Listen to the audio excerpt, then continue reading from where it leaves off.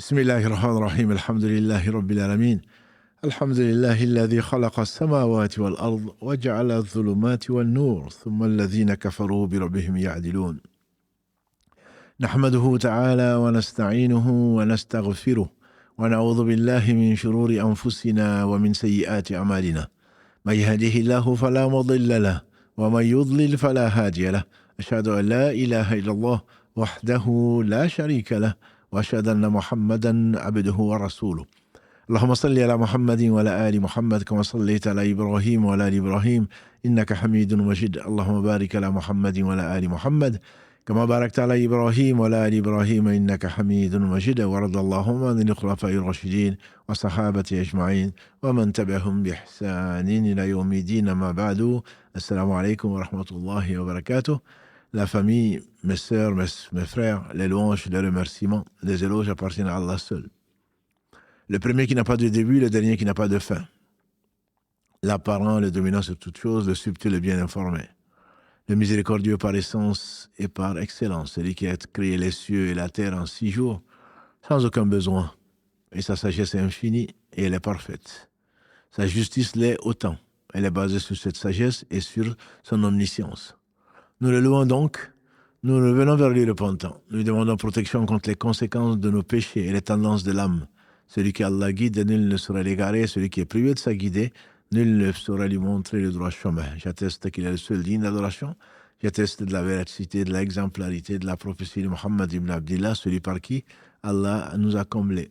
Il nous a comblés en parfaisant ses bienfaits sur nous, en choisissant l'islam comme religion. Il ne saurait jamais être aussi loué et remercié comme il se doit. Donc, bienvenue dans ce jardin du paradis, dans ce live donc, du lundi, l'islam au quotidien. L'islam au quotidien, parce qu'effectivement, l'islam n'est pas ce que l'on fait quand on a fini, quand on s'ennuie. L'islam, c'est ce qui anime, ce qui est dans le cœur et qui se manifeste donc au travers des actes. Par conséquent, nous rencontrons donc des épreuves. C'est ce pourquoi Allah a créé la mort et la vie. Comme d'habitude, la première demi-heure sera consacrée, Inch'Allah, à la correction du quiz que vous aimez tant et par quoi Allah nous enseigne ce qu'il veut. Donc nous sommes aujourd'hui dans le destin et le dernier article de foi qui est le destin, qui est à connaître. Qui est à connaître.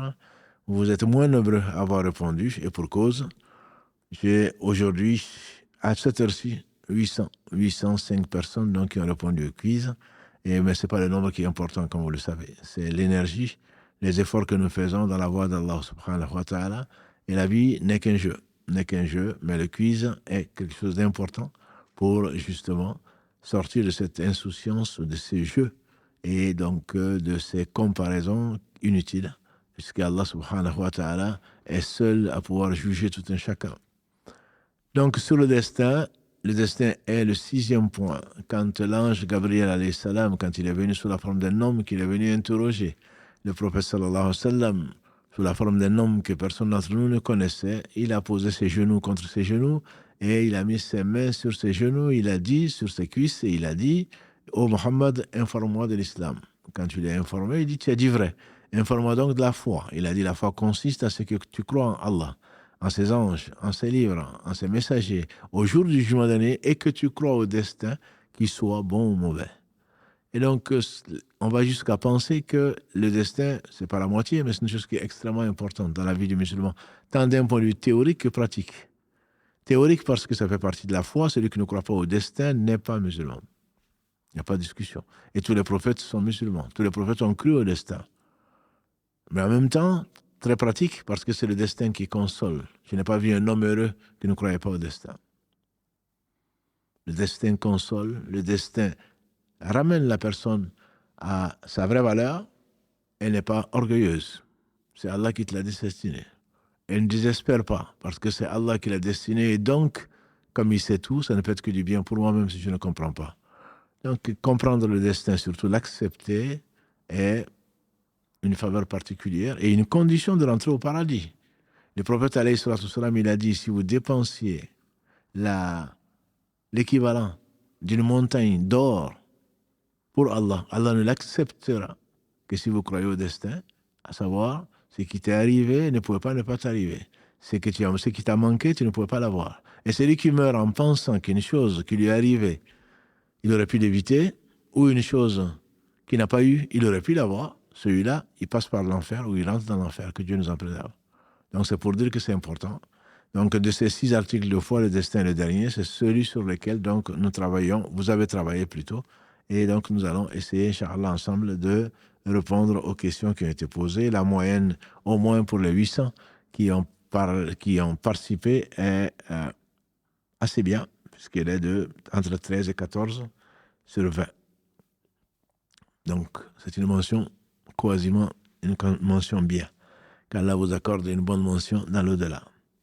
Donc, il y a 4 questions qui ont été relativement mal comprises, en tout cas, dont la réponse n'est pas satisfaisante. Mais on va les voir, Inch'Allah. Première question, croire au destin perfectionne la foi, mais ne la conditionne pas. Vous avez été presque 42% à dire oui. La réponse est faux. Le destin est un article de foi. Ce n'est pas, oui, croire au destin, c'est mieux. Non, comme j'ai dit, celui qui ne croit pas au destin, celui qui pense en mourant même, parce qu'on a une si mauvaise compréhension du destin en général, celui qui pense en mourant qu'une chose qui lui est arrivée, il aurait pu l'éviter. Ou une chose qu'il n'a pas eue, il aurait pu l'avoir, rentrer en enfer. Donc, ce n'est pas sa condition de la foi. Sa condition de la foi, le résultat est très pratique. Deuxième question, le destin est un secret, et le secret d'Allah est sa toute-puissance. C'est comme ça que l'imam Ahmad, quand il fasse miséricorde, a défini le destin. Vous avez été, alhamdulillah, plus de 90% à dire oui, et effectivement, la réponse, c'est vrai. Le destin est un secret d'Allah et la manifestation de sa toute-puissance. Troisième question, la science d'Allah n'embrasse que les phénomènes cosmologiques de ce bas monde et son évolution, non les actes de ses serviteurs. Vous avez été nombreux, alhamdulillah, 82% à dire non, c'est faux. Le destin embrasse absolument toutes choses. Toutes choses. Le destin embrasse toutes choses. Et donc, y compris, c'est que ce live, y compris ceux qui sont nés, ceux qui sont morts, ceux qui viendront, le destin embrasse absolument tout. Quatrième question, la science divine de la fin du monde est partagée par l'ange Israfil, chargé de souffler dans le corps pour annoncer la fin du monde. La bonne réponse était donc là, c'est faux. Israfil alayhi salam ne partage pas cela avec Allah subhanahu wa ta'ala. Il Moussa. Yas'alunaka ani sa'ati ayyana mursaha. On sait que c'est un vendredi parce que Allah l'a révélé au prophète sallallahu alayhi wa sallam. Mais Israfil, du temps du prophète sallallahu alayhi wa sallam, il a dit Israfil a enfourché le corps et il attend l'ordre d'Allah. Il ne sait pas quand. Les anges sont effrayés le vendredi parce qu'ils ne savent pas que c'est quand la fin du monde. Et ont été informés que c'est le vendredi, ils ne savent pas quel vendredi. Et Allah seul sait. Et dans les 5 clés de l'invisible, dans les 5 clés que Allah seul sait, de l'inconnaissable ou de l'invisible ou de l'imperceptible, Allah dit subhanahu wa ta'ala à la fin, je crois que c'est le verset 34 de la sourate 31, Inna Allah indahu ilmu sa'a. Il commence par celui-là. Le dernier verset de la sourate Luqman, Inna Allah indahu ilmu sa'a. Allah est en demeure de lui la science de l'invisible, la science de la fin du monde. Et donc Israfil attend de souffler dans le corps pour que toute âme qu'il aura entendue, et tout le monde l'entendra, à ce moment, il n'y aura pas de musulmans, tout le monde l'entendra, tombera en syncope, hormis ceux à qui Allah fait miséricorde, wa nufiqa fi sour, surat az-Zumar, fasa'iqa man fi samawati wa man fi al-ard illa ma sha Allah. On soufflera dans le corps, et voilà que tout ce qui est dans les cieux, les anges, tout ce qui est sur la terre, les anges et les humains et les animaux et le reste tomberont foudroyés. Illa ma sha Allah, sauf ce que Allah donc a accepté. Cinquième question, Allah seul sait le moment, la cause et le lieu de mort de chaque individu. La réponse est vraie. Et vous avez été 97%, fort heureusement. Allah seul sait la cause, le moment. On est là. De quoi il est mort? Comme si c'était pas ça, il ne serait pas mort. Non. C'est une curiosité, je dirais presque mal placée. On le fait comme pour satisfaire sa curiosité, mais en réalité, c'est une curiosité. Je ne dis pas qu'elle est malsaine, c'est naturel, mais c'est une curiosité qui n'apporte pas grand-chose. Et il y a un homme, dit-on, qui est passé à côté d'un mur. Passé à côté d'un mur. Il s'est arrêté. un mur, il dit une construction, il dit, mais depuis quand ce mur a été construit? On dit que pendant 1 an, il a jeûné pour éduquer son âme en se disant, mais à quoi ça va t'avancer de te poser cette question? Comment tu vas traverser le pont? Est-ce que tu vas recevoir le livre des œuvres de la main droite ou de la main gauche derrière ton dos? Est-ce que tu feras partie des 7 catégories de personnes qui seront sous l'ombre, le jour où il y aura d'autres ombres que cette ombre du trône, etc. Ça, ce sont des bonnes questions. Mais savoir que le mur a été construit ou pas, qu'est-ce que ça va changer? De quoi est morte telle personne? Qu'est-ce que ça peut changer ta vie? Mais encore une fois, c'est courant en tout cas, c'est naturel.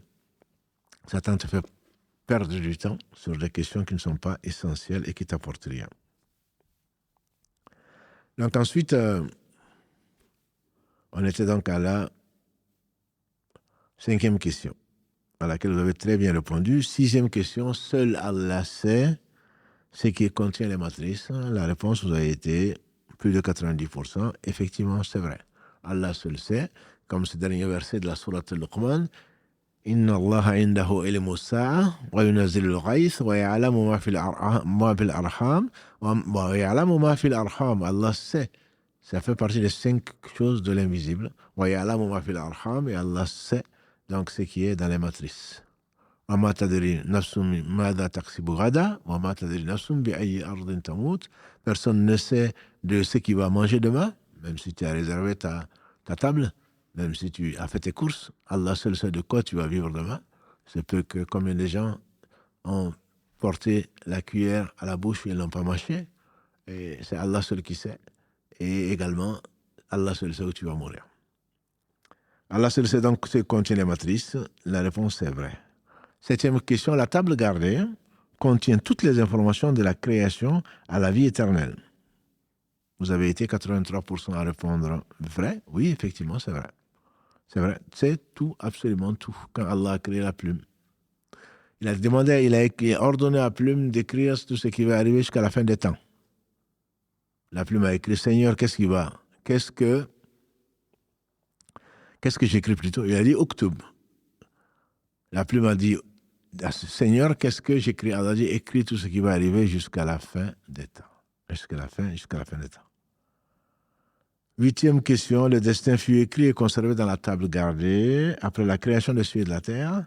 Au moment de leur création, avant leur création, je ne sais pas. Vous avez été 70% et quelques pour dire que c'est avant leur création. Effectivement, le hadith, il est authentique. Le prophète sallallahu alayhi wa sallam a dit que Allah a créé la plume. Il a dit écrit, la plume dit qu'est-ce que j'écris? Écris tout ce qui va arriver jusqu'à la fin des temps. Et ceci 50 000 ans avant d'avoir créé les cieux et la terre. Avant d'avoir créé les cieux et la terre. Question numéro 9. Le contenu de la table gardée peut évoluer avec le temps. Allah s'adapterait et changerait le contenu. La réponse est faux. Faux. Vous avez été 61%, je dirais seulement, à le savoir. La plume élevée, disait le prophète sallam, la plume élevée, le hadith d'Ibn Abbas, radiallahu anhuma, la plume élevée, l'encre a séché. On ne peut plus rien écrire. Depuis que la plume a écrit 50 000 avant qu'Allah n'ait créé les cieux et la terre, rien n'a été écrit de plus. Et l'encre a séché, ce qui a été écrit va forcément arriver. C'est ça le destin. Donc le contenu de la table gardée n'évolue pas. Ce qui peut évoluer, alhamdoulilah, c'est plutôt après Laylatul Qadr, c'est ce qu'on appelle, savants appellent le destin suspendu. Et ça, on en a déjà parlé, peut-être qu'on en reparlera, Inch'Allah. 10e question. Les anges ont connaissance du contenu de la table gardée? La réponse est faux. Allah seul sait, puisque 50 000 avant qu'il ait créé les cieux et la terre, avant qu'il ait créé les anges, avant qu'il ait créé tout le reste, ça a été écrit. Allah ne l'a pas confié. Allah le confie régulièrement quand il le veut, à qui il veut. 11e question, le destin individuel du fœtus, inscrit donc par l'ange chargé des matrices, est le complément de celui de la table gardée. La réponse est faux. Faux, et vous n'avez été que 36% à dire que c'est faux. C'est faux dans la mesure où tout ce qui arrive, et comme la nuit du destin, ce n'est pas quelque chose de nouveau. Allah donne à l'ange, une fois qu'il y a fécondation, dans le hadith d'Abdallah ibn Mas'ud, radiallahu anhuma, Et il a dit, le prophète sallam, la création de l'un d'entre vous, c'est 40, 40, 40. Puis on envoie un ange et on lui dit d'inscrire 4 choses. Donc ces 4 choses sont prises de la table gardée. Elles ne vont pas varier, bien sûr. Et donc, parmi lesquelles, la question qui suit après, mais ce n'est pas un complément. C'est plutôt, on va prendre de la table gardée, de ce qu'il faut sur si la personne va aller au paradis ou en enfer, ça c'est écrit. Si c'est un homme, si ce sera un garçon ou une fille, c'est écrit. Quel est son risque, quelle est sa subsistance, etc., etc. 12e question. L'ange inscrit le bien-être ou le malheur futur du fœtus ainsi que sa subsistance et son sexe. C'est ce qu'on vient de dire. La réponse est vraie. Est vrai. C'est ce qu'est écrit donc l'ange. C'est Allah va lui dicter ces 4 choses. Et par celui qui détient l'âme de Muhammad dans sa main, la personne peut faire ce qui ressemble aux affaires, aux œuvres des gens de bien jusqu'à ce qu'il ressente lui et la mort. Le destin va se réaliser, il va faire un acte qui va trahir son fond intérieur en fait, donc des gens de l'enfer, et il va tomber en enfer. La personne peut faire des œuvres de gens non recommandables et donc des œuvres de gens de l'enfer. Et au point qu'il va mourir, mais avant de mourir, le destin va se réaliser, il va faire des œuvres ou une œuvre des gens du paradis et c'est ce qui était écrit, il ira au paradis, le destin va se réaliser. Question donc numéro 12. L'ange inscrit le bien-être ou le malheur futur du fœtus ainsi que sa subsistance, son sexe. Question numéro 13. La destinée des êtres est déterminée la nuit du Qadr. Et l'être Qadr, une des 10 dernières nuits impaires du Ramadan, la réponse est faux. Mais vous avez été très peu, 39%, à dire que c'est faux. Et vous avez été 51% à dire que oui, en effet, c'est la nuit du destin. C'est pas parce qu'on l'appelle la nuit du destin que c'est inscrit. Non. En réalité, la destinée des êtres a été inscrite dans la table gardée et ensuite inscrite par l'ange des matrices à la fécondation. La destinée a été rapportée entre guillemets et donc l'être cadre, c'est tout ce qui va arriver dans l'année qui sera confié aux anges. Et donc les anges ne savent pas avant et ça ne concerne qu'une année et cette année, c'était déjà inscrit dans le destin personnel de tout un chacun. Donc quand on est né, quand il y a eu fécondation, conception, et ceci, bien entendu, est pris de la table gardée. 14e question, vous avez été 90% à répondre oui. Est-ce que l'homme a le libre arbitre? Certainement. C'est ce qui nous a amenés sur Terre. C'est à cause de cette amana qu'Allah a proposé aux cieux, à la terre et aux montagnes. C'est l'explication du verset 72 de la sourate 33. Inna aradna al-amanata ala samawati wal ard wal jibal. Donc ils ont été effrayés, les cieux, la terre et les montagnes ont été effrayées quand, dit Al-Hassan al-Basri, qu'Allah fasse miséricorde, Allah a demandé donc, aux cieux, est-ce que vous acceptez la liberté, le libre arbitre? Ils ont dit, c'est quoi? Allah dit, c'est que je vous laisse libre, vous faites ce que vous voulez. Ensuite, vous reviendrez à moi et je vais vous juger. Ils ont donc décliné cette proposition. Pareil pour la terre, pareil pour les montagnes. L'homme a accepté le libre arbitre et c'est pour cela que qui dit je suis libre, qui dit liberté, dit nécessairement test. Et donc c'est pour cela qu'Adam alayhi salam a été testé de rentrer au paradis et en faisant attention à Satan, de profiter de tout le paradis, des arbres feuilletiers, de s'éloigner d'un seul arbre. Et Satan va le tromper, Satan va lui mentir, il va lui promettre ce qu'il ne peut pas réaliser, il va le croire, malheureusement pour lui, et il va désobéir à Allah. Et donc, s'il a exercé son libre arbitre, il n'y a pas de discussion dessus, même si beaucoup de salive et beaucoup d'encre ont été versés en discutant est-ce qu'on a un libre arbitre ou pas. S'il n'y a pas de libre arbitre, toi qui penses que c'est faux, l'homme n'a pas de libre arbitre, qu'est-ce que fais-tu devant le live? Tu peux très bien partir. Personne ne t'a obligé à le faire. Pourquoi tu t'habilles de cette façon? Pourquoi tu vas à cet endroit? Personne ne t'a obligé. Pourquoi tu te couches? Pourquoi tu te lèves? Pourquoi tu vas aux toilettes? Parce que tu as un besoin, etc. Tu choisis. Donc l'homme, c'est pas un sujet de discussion. L'homme a un libre arbitre. C'est ce qui fait d'ailleurs l'honneur qu'Allah lui a réservé avec les conséquences que nous savons. 15e question, la volonté de l'individu est indépendante de celle d'Allah. Bien sûr que non. Bien sûr que non. La réponse est fausse, mais vous n'avez été que 53% à dire faux, parce que, comme Allah l'a dit à maintes endroits, notamment dans la sourate 81, وَمَا تَشَاءُونَ إِلَّا أَن يَشَاءَ Allah, vous ne le voudrez que si Allah le veut. Parce que c'est Allah qui crée tout. Par conséquent, tu ne peux pas avoir une volonté si Allah n'a pas voulu que tu aies cette volonté, puisque c'est Allah qui crée tout. Ibrahim, alayhi salatu salam, dit à son peuple ignorant et injuste, qui faisait des idoles, qui adorait les idoles, Wallahu khalaqakum wa ma ta'malun. Surat 37, verset 96. C'est Allah qui vous a créé et c'est ce que vous faites. Donc, la volonté, c'est Allah qui l'a créée, comme il crée toutes choses. C'est ce qui nous amène à la question numéro 16. L'homme est créateur de ses actes. Non, c'est faux. C'est faux, mais vous n'avez été que 37%, 38% à dire que c'est faux. Wallahu khalaqakum wa ma ta'malun. C'est un verset. Verset 96 de la sourate 37. Allah a mis ça dans la bouche d'Ibrahim quand il a prétexté être malade et que son peuple est sorti pour aller adorer et pour aller faire une fête. Il en a profité pour leur démontrer par A plus B qu'ils sont dans l'ignorance et dans l'erreur. Alors qu'a fait Ibrahim pour leur démontrer ça? Il a cassé les idoles, sauf en laissant la plus grande idole parmi elles. Et quand ils sont revenus affolés, bien sûr, choqués, diraient les jeunes aujourd'hui, ils ont dit qui a fait ça? On dit il y a un jeune qui les nommait d'une mauvaise façon, qui les critiquait.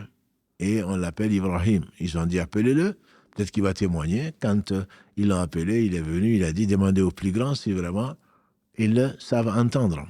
Et donc là, ils ont tous reconnu, et c'est là une preuve. Allah nous informe que chacun d'entre nous connaît la vérité. Chacun d'entre nous. Simplement, on la refuse. Allah nous compte parmi ceux qui, de ce qu'ils entendent et de la vérité, la reconnaissent et la suivent. Ceux qui connaissent la vérité et qui manquent de volonté pour le faire, on appelle les gens qui ont encouru la colère d'Allah. Il y en a beaucoup parmi les musulmans et les non-musulmans. Ils connaissent la vérité, ils savent très bien. Comme Moïse, alayhi salatu wassalam, a dit à Pharaon, tu sais très bien, Pharaon, que n'a fait ceci, n'a envoyé que le Seigneur des mondes. Tu le sais, même si tu te prends pour Dieu. Et ils sont nombreux, pour ne pas dire tous. On sait tous la vérité. Soit on la cache, soit on n'a pas la volonté de la suivre, soit alors on est égaré. On prend un autre chemin malgré tout. Et donc, qu'Allah nous montre la vérité telle qu'elle est, malgré les apparences, et nous permettre de la suivre.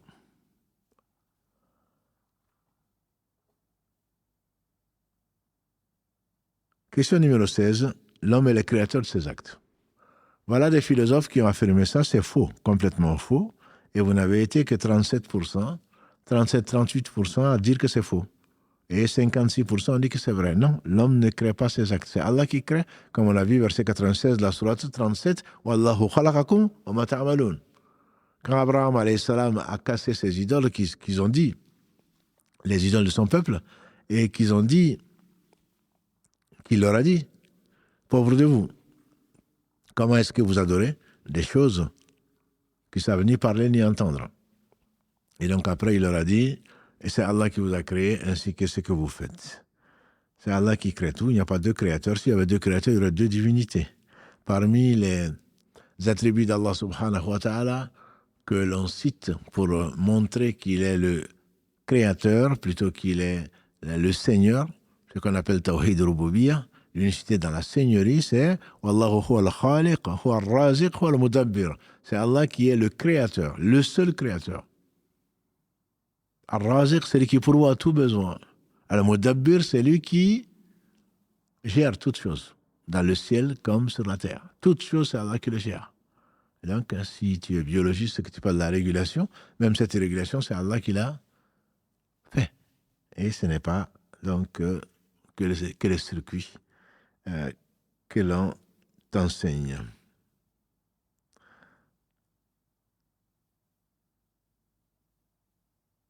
Donc, la question numéro 18. Le mal est attribué à son auteur, pas à Allah.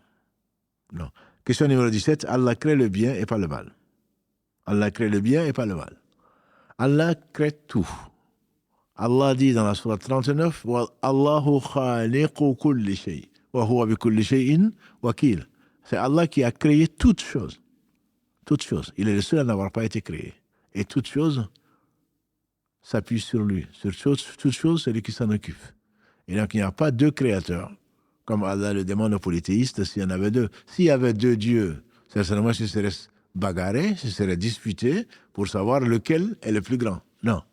Allah est seul, c'est lui qui a tout créé. C'est notre profonde croyance et notre croyance, notre certitude que c'est Allah qui a tout créé. Heureusement. Il est parfait. Autrement, il y aurait le créateur. Il y aurait créateur du bien, créateur du mal, créateur de ceci et de cela. C'est pour cela que les gens ont adoré autre que Allah subhanahu wa ta'ala. Ça les a amenés justement à ceux qui ont dit ça, que Allah a créé le bien, en voulant bien sûr le purifier, le glorifier. Allah ne fait pas le mal, ça c'est certain. Mais c'est Allah qui a créé le mal et qui a créé le bien. Il n'y a pas un créateur de bien, un créateur de mal, ça veut dire qu'il y aurait deux dieux. Loin d'Allah subhanahu wa ta'ala, il est élevé dans son être, élevé dans ses noms et attributs, élevé dans tous ses actes. Et donc Allah, c'est lui qui crée le bien et le mal. Autrement, il n'aurait pas créé nos actes, ce serait nous-mêmes qui l'aurons créé, ou Shaitan qui créait le mal. Non, c'est pas vrai. C'est Allah qui crée le bien et le mal. Et question 18, le mal est attribué à son auteur, pas à Allah. Parce qu'Allah nous a donné la capacité, il nous a montré le chemin. Il a créé le mal. Pourquoi? La sourate qui est la plus aimée d'Allah subhanahu wa ta'ala, c'est la sourate 113, Al-Falaq. Qul a'udhu bi rabbil falaq min sharri ma khalaqa. Je demande protection au Seigneur de l'aube contre le mal de ses créatures. Le mal des créatures. Donc c'est pas le mal ne vient pas d'Allah, comme disait le prophète sallallahu wa sharru laysa ilayk. Le mal ne t'est pas attribué. Même les djinns dans la sourate 112 disent que nous ne savons pas. On ne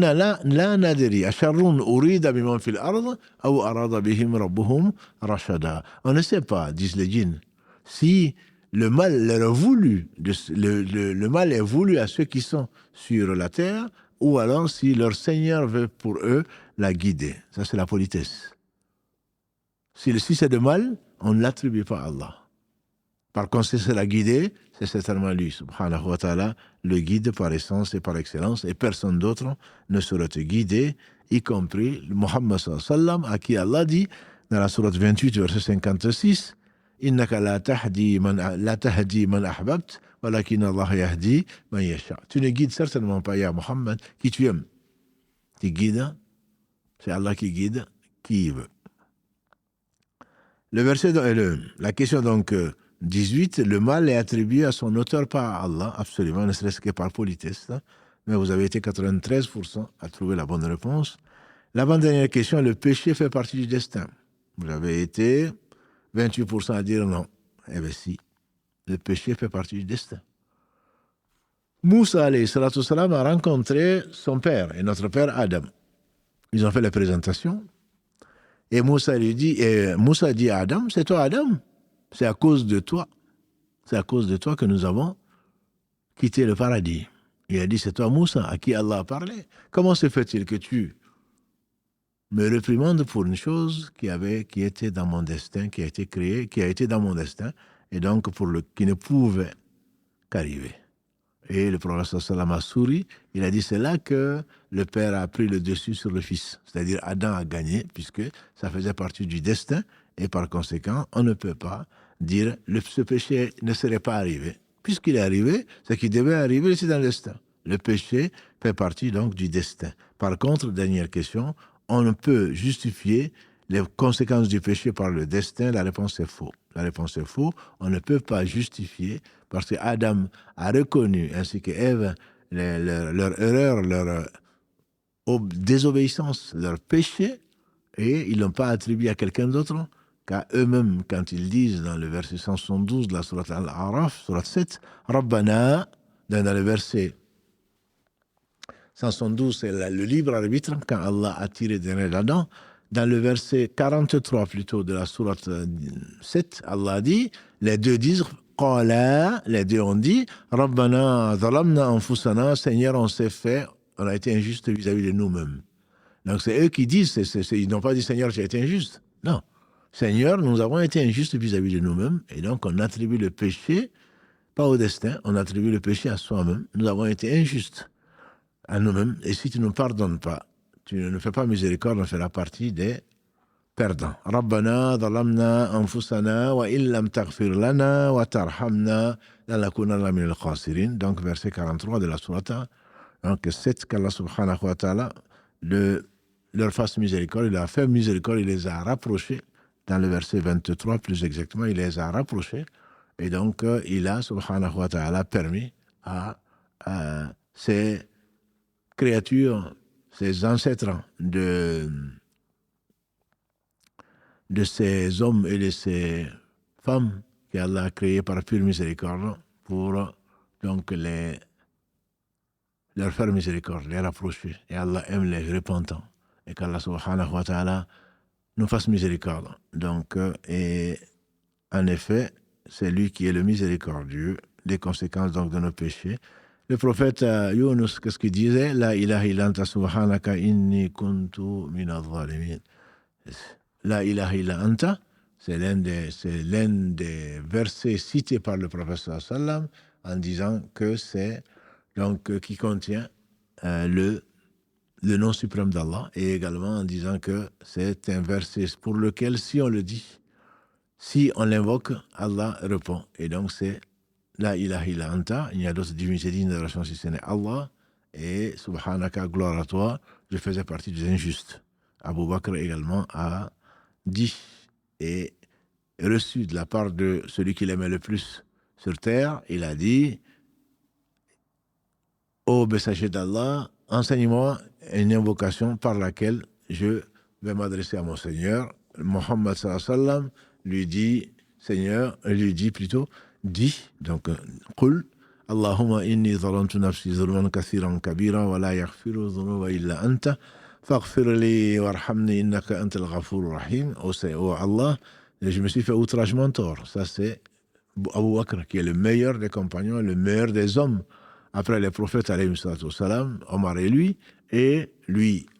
puis Omar, et qui dit: Seigneur, Allahumma, oh mon Dieu, je me suis fait outragement tort, si tu ne me pardonnes pas, tu ne me fais pas miséricorde, je ferai partie des perdants, comme son père et notre père Adam et notre mère Hawa ont pu dire pour remercier Allah et revenir de leur péché, qu'Allah leur fasse miséricorde et soit satisfait de tous.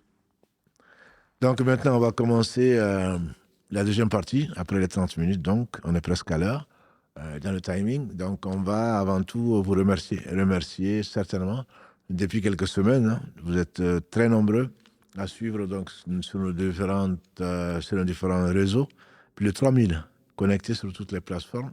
Donc le soir des lives, donc je vous rappelle lundi, mercredi et samedi à 21h, et sans compter les écoutes des replays et également des podcasts. Vous êtes nombreux et cette confiance n'a pas de prix. Et donc, au nom de la mosquée et au travers donc des efforts de ceux qui font l'effort, commencer par Karim, donc fidèle au poste et qui est très exigeant, comme vous le voyez, avec des images de qualité, et ça demande beaucoup, et avec des replays, avec des réels, avec tout le travail que vous ne voyez pas. Mais lui, il ne veut pas se montrer, donc alhamdulillah, vous voyez le résultat tout simplement. On a voulu voler une photo cet après-midi pour vous la montrer, mais on n'a pas réussi. Voilà. Donc c'est un homme discret, et qu'Allah accepte de lui, qu'il accepte de nous. En tout cas, votre confiance nous touche. Et priez pour nous, parce que c'est quelque chose d'inestimable. Et qu'Allah subhanahu wa ta'ala accepte vos œuvres, vos adorations, et ainsi que les nôtres, et nous fasse miséricorde pour les erreurs qui ont pu se glisser par Shaitan, donc dans ce que nous disons et dans ce que nous faisons. Barakallahu fikum en tout cas. Donc, deuxième partie de ce live, c'est les questions avec la priorité au direct. Allô, oui, salam alaikum. Allô, salam alaikum. Wa alaikum salam wa rahmatullah. J'espère que vous allez bien. Je suis contente de vous avoir en ligne. Alhamdulillah, barakallahu fik. Alors moi, j'avais une question, c'est lorsqu'on a une dette envers un membre de notre famille et qu'on souhaite partir faire une umrah ou un hajj, je sais qu'on peut pas le faire si on a des dettes, mais si on voit avec la personne de notre famille, la personne nous excuse, on voit avec elle, elle nous pardonne pour qu'on puisse partir. est-ce que c'est valable ou non? Bien sûr que c'est valable. C'est les dettes, simplement, si tu poses cette question, et elle est importante. Je vois que la Umrah est devenue maintenant presque du tourisme, mais il y a plus important, c'est qu'on peut mourir n'importe quand, y compris à la Umrah. Et c'est qu'on a répété, le professeur a insisté dessus, il ne faisait même pas la prière. Un moment, il ne faisait même pas la prière sur quelqu'un qui meurt et qui a des dettes, tant qu'on s'acquitte des dettes. Et quand quelqu'un meurt, avant de se précipiter sur son héritage, il faudrait enlever, c'est Allah qui le dit à plusieurs reprises, qu'il faut d'abord soustraire donc les dettes et ce que la personne a promis. Donc, les dettes, c'est important et les gens ne rentrent pas au paradis avec des dettes. Par conséquent, c'est très, très, très important. Et donc, ta question est très importante. Si la personne, effectivement, te dit que si tu meurs, je te pardonne, ou alors, si tu n'arrives pas à toucher la personne, tu ne peux pas payer les dettes, tu dois y aller, au moins tu écris un testament. Tu écris un testament, si tu ne sais pas écrire, ce qui n'est pas ton cas, tu confies au moins à 2 témoins en disant je dois ceci à un tel et un tel. Si je meurs, au moins que mes héritiers le payent, etc. Mais si la personne te permet d'aller, parce que tu as pris son droit, tu dois rembourser tes dettes plutôt que d'aller faire surtout la Umrah qui est une œuvre excellente, mais qui n'est pas obligatoire. Donc, alors que payer les dettes est une obligation. Donc, il faut vraiment prioriser les actes et les obligations passent avant les choses surrogatoires. Donc, il faut vraiment essayer de mourir en ne devant qu'à Allah. C'est ce qu'en tout cas, je conseille à tout le monde, à commencer par moi-même, c'est ne devoir qu'à Allah. C'est remplir nos devoirs sur ce bas monde. Donc, un créancier, il a bien entendu de droit sur toi et tu dois lui rendre ce que tu lui dois avant d'aller essayer de te rapprocher d'Allah au travers d'œuvres surrogatoires. Non, la réponse est claire. Si la personne te pardonne ou te dit moi je te pardonne si tu ne reviens pas, alhamdoulilah, on peut faire la Umrah ou le Hajj, c'est possible. D'accord, donc c'est pareil, enfin, que ce soit la Umrah ou le Hajj, c'est pareil. Pour la Umrah et le Hajj, je dirais même pour toutes choses d'ailleurs. C'est pour cela que Oui. Allah a vraiment insisté. C'est le verset 282 de la Sourate Al-Baqarah, c'est le verset le plus long du Coran. Il fait une page à propos des dettes. Que des dettes. Et quand on tourne la page, on va retomber à nouveau sur des dettes. Donc, c'est vraiment très, très important. Il ne faut pas s'amuser avec la société de consommation. On prend en 2 fois, en 3 fois, en 10 fois, comme si on était sûr de vivre jusqu'à payer les dettes. Et même ça en fait partie. Je veux dire, quand on a la chose et qu'on veut, on s'est engagé à le payer en plusieurs fois, ben, si on meurt, il faudrait le payer. Donc, il faudrait au moins que nos héritiers sachent qu'on a fait des prêts à plusieurs fois, etc., j'espère sans intérêt, et que donc on les doit. Sinon, mais on risque d'attendre avant de rentrer au paradis. D'accord, voilà. Ok, c'est clair. Barakallahu Merci fik. beaucoup. Avec plaisir. Allah yarfik. Assalamu alaikum. Alors, il y a beaucoup de questions. Je vais commencer par une question générale et je félicite les frères et les sœurs qui posent des questions, comme notre sœur et comme nos frères qui posent des questions qui intéresse tout le monde, notamment une question sur la corruption. Donc le frère il écrit, la corruption maintenant parce que dans le mondial, est devenue tellement répandue qu'elle ne choque plus. Et les gens, parce que dans des pays et dans des services, je dirais presque dans tous les services, dans certains pays, même pour avoir, et ça je peux en parler, même pour avoir un acte de naissance, parfois tu es obligé de corrompre. Tu descends à l'aéroport et en donnant ton passeport, on te demande presque. Et c'est ça, ce sont des fonctionnaires. Dans certains pays, bien entendu. Je ne dis pas tous le font, mais il y en a qui le font. Alors, à partir de là, quand on veut avoir quelque chose, surtout qu'on n'est pas clean, qu'on n'est pas clair, les gens viennent, ils mettent un billet dans le passeport. Ou alors, ils ont des choses à dédouaner, ils vont directement faire des cadeaux. Ceci est haram, c'est interdit. La corruption est interdite, c'est le corrupteur comme celui qui est corrompu. Donc ça, c'est une des raisons pour lesquelles nous avons tous ces problèmes-là dans ce bas monde-là en particulier. Vous me direz, il y a la corruption partout. Moi, je ne vous parle pas de choses théoriques, je vous parle de choses pratiques. Donc on n'a pas à corrompre parce que la personne, si je ne fais pas ça, je n'ai pas mon droit. Si effectivement il s'avérait que la personne te dit, tu ne l'auras pas. Tant que tu ne vas pas payer, là, il t'est permis de payer avec le cœur serré.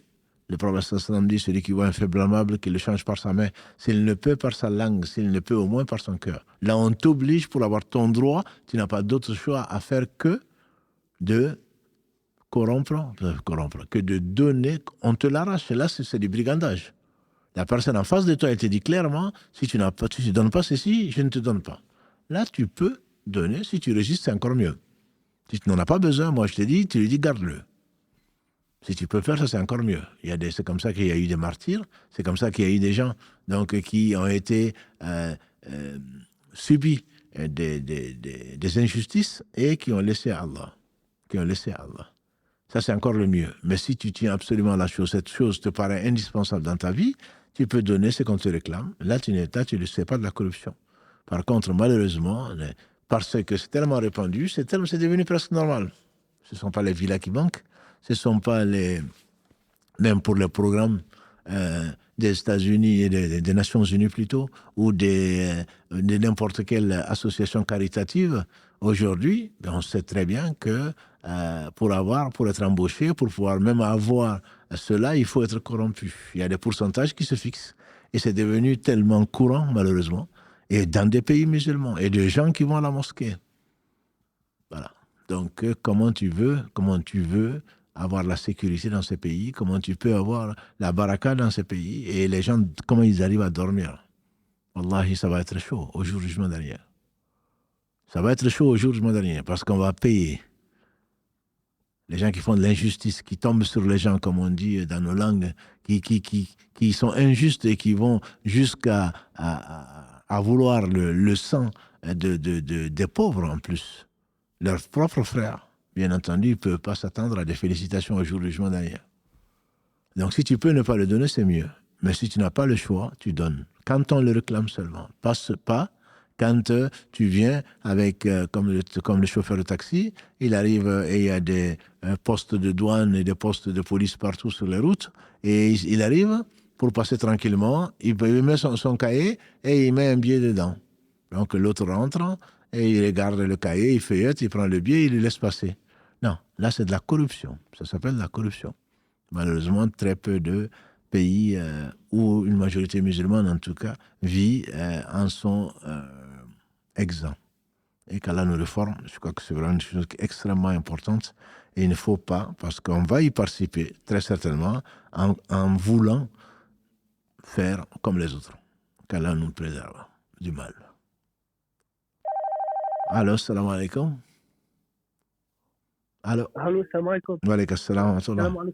Salam alaikum. Oui, tout d'abord, je voulais vous remercier pour tout ce que vous nous apprenez et qu'Allah vous bénisse. Amen. Alors, j'ai deux questions. Je Oui. pense que la première sera rapide, si c'est possible de me donner la réponse sur les deux. Et la deuxième sera un peu plus longue.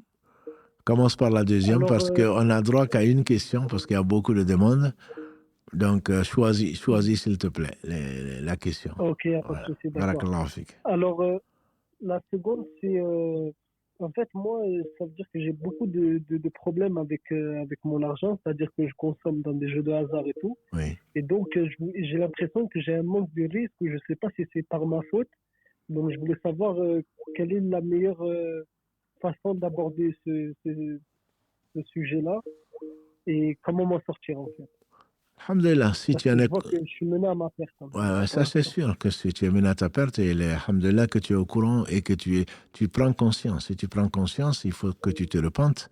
Il faut voir déjà donc d'où vient cet argent, parce que pour qu'il parte comme ça, peut-être qu'il n'est pas du tout béni. Je ne sais pas si tu travailles à la banque, si tu travailles dans les assurances, si tu travailles dans ce qu'Allah a rendu interdit. Il y a toutes les chances pour que l'argent comme le disent certains, ils ont des millions, mais ils ne voient rien de construit. C'est-à-dire qu'ils jouent, ça part dans tout, et ce qu'ils achètent n'est pas périn, et tout disparaît. Donc il faut déjà que tu vois la source de tes ressources. Je ne te demande pas d'y répondre, bien sûr, ne serait-ce que pour rester anonyme. Ça, c'est la première des choses. La deuxième chose, il faudrait que tu fasses la prière à l'heure. Il faudrait que tu demandes à Allah subhanahu wa ta'ala parce que là, c'est la prière qui empêche des choses blâmables et de turpitude. Et la troisième chose, c'est qu'il faudrait que tu évites de fréquenter des gens qui font ça. Si ta compagnie, les gens que tu fréquentes font ça, Finalement, Satan va te pousser à le ressembler et ton nefs, ton âme, ton ego va être là, moi aussi je peux faire, etc., etc. Donc il y a au moins ces trois solutions-là. Et celle qui est au-dessus de tout, c'est la piété. C'est demander à Allah subhanahu wa ta'ala, c'est le craindre. Et toi-même, tu sais que c'est mauvais, tu le sais que tu vas à ta perte, et quand même tu le fais. Donc il faudrait revenir vers Allah et lui demander très sincèrement de te guider. C'est ce que tu fais. C'est si tu fais la prière, Ihdina sirat al-mustaqim, tu demandes 17 fois par jour, et Inch'Allah, Allah subhanahu wa ta'ala, si tu es sincère, il va t'aider et tu sortiras de là, blanchi, et tu sortiras de là, Inch'Allah, sans péché, il va te pardonner tes péchés, et qu'Allah, il te facilite le retour vers lui, mon frère. Merci, Amen. Allah yarfik, jazakallah Je khair. vous remercie. Qu'Allah vous récompense à vous et toute votre équipe. Amen, Je vous remercie, c'est gentil. barakallah fik, mon frère. Alors, donc ici, une question qui revient parfois et que les gens vivent, c'est comment agir quand on est dans un couple, dans un mariage, et qu'on s'aime, entre guillemets, et que malgré cela, donc, il n'y a plus de sentiments affectueux. Qu'est-ce qu'on fait? Mais sentiments affectueux, s'il n'y en a pas, il faudrait... Allah dit, subhanahu wa ta'ala, dans la sourate Ar-Rum 30, il dit وَمِنْ آيَاتِهِ أَنْ خَلَقَ لَكُم مِّنْ أَنفُسِكُمْ أَزْوَاجًا لِتَسْكُنُوا إِلَيْهَا وَجَعَلَ بَيْنَكُم مَّوَدَّةً وَرَحْمَةً. Parmi ces signes, c'est d'avoir tiré de vous, pour vous, une épouse, pour y trouver la paix, la sakina, et a mis entre vous amour et affection, ou amour et miséricorde plutôt. Et donc les savants disent qu'après l'amour, il y a la miséricorde. La personne que tu as en face de toi, elle s'est donnée à toi. C'est la personne qui connaît le plus de toi. Je dis bien la personne, bien sûr. Allah seul sait qui nous sommes. Qui t'a donné peut-être tes enfants, s'il s'agit d'une épouse. Qui a subvenu à des besoins, qui t'a assisté. Que ceci, le minimum, c'est qu'il y ait une miséricorde, que tu la regardes avec les yeux de la miséricorde. Et comme Allah dit à son prophète, sallam, de baisser l'aile de la miséricorde, donc sur les croyants. C'est une croyante, c'est un croyant. Donc au moins, ne la trompe pas. C'est pas parce que tu l'aimes pas que tu vas la maltraiter. Un homme pieux disait, accorde la main de ta fille ou ta sœur à un homme pieux. S'il l'aime, il va la combler. S'il ne l'aime pas, il va pas être injuste. Et donc, si effectivement tu n'as plus d'affection et que tu as même de la répulsion, ce qui peut arriver soit par la sorcellerie, soit par autre chose, libère la personne. Là, il n'y a pas de mensonge. Parmi les trois choses où le prophète nous a dit il n'y a de mensonge que dans trois choses, il y a ce que l'homme peut dire à sa femme et vice-versa, à sa femme et vice-versa. C'est-à-dire lui dire que tu l'aimes, l'accompagner, etc., même s'il n'y a plus de sentiments, c'est un devoir pour toi. C'est un devoir. C'est un devoir vis-à-vis de celle donc, qui a partagé le lit, qui a partagé bien plus que le lit avec toi, et tu ne dois pas être injuste. Donc tu dois lui donner son droit, même si tu n'as pas envie, comme ça peut arriver, soit avec l'âge, soit avec les maladies, soit avec autre chose, tant que tu peux, tu dois satisfaire à tes devoirs d'époux, à tes devoirs d'épouse. Si tu n'y arrives pas, alors tu lui rends la liberté pour qu'elle puisse trouver le bonheur, entre guillemets, si ça existe sur cette terre, ailleurs, ou de dire à ton mari, mais je n'ai plus, il faudrait faire attention. Parce qu'il faudrait vraiment que ce soit un manque d'affection totale. Parce que dire à quelqu'un, je ne t'aime plus, comme on entend parfois quand on est fâché ou pas, c'est quelque chose qui blesse. Même si c'est un constat. On peut le constater, mais avoir la confirmation en disant à quelqu'un, je ne t'aime pas, c'est quelque chose qui blesse et ça va rester peut-être jusqu'au jour de la mort de la personne. Donc, il faut faire très attention à ce que l'on dit, même quand on est en colère. On entend, non, j'étais en colère, je lui ai dit, je t'aime pas. Si tu n'aimes pas quelqu'un, pourquoi? Qu'est-ce qu'elle a fait? Est-ce que tu es obligé de lui dire, non, moi je suis franc, moi je lui dis la vérité? Non, tu n'es pas franc, tu es tout simplement bête. C'est tout, tu es stupide. De dire à quelqu'un ce que la personne n'aime pas entendre, ce n'est pas de la franchise. Ce n'est pas de la franchise du tout. C'est un manque d'éducation. Et la colère ne justifie pas ça. Tu t'es laissé aller, tu as été manipulé par Satan pour dire des mots qui blessent. Et si c'est un croyant, c'est encore plus grave. Parce que comme l'a dit le prophète sallallahu alayhi wa sallam, il a dit la Kaaba, oh que tu es belle, oh que tu sens bon, oh que tu es sacré chez Dieu, mais l'honneur d'un musulman, du croyant plutôt, est plus grand chez Allah que ça.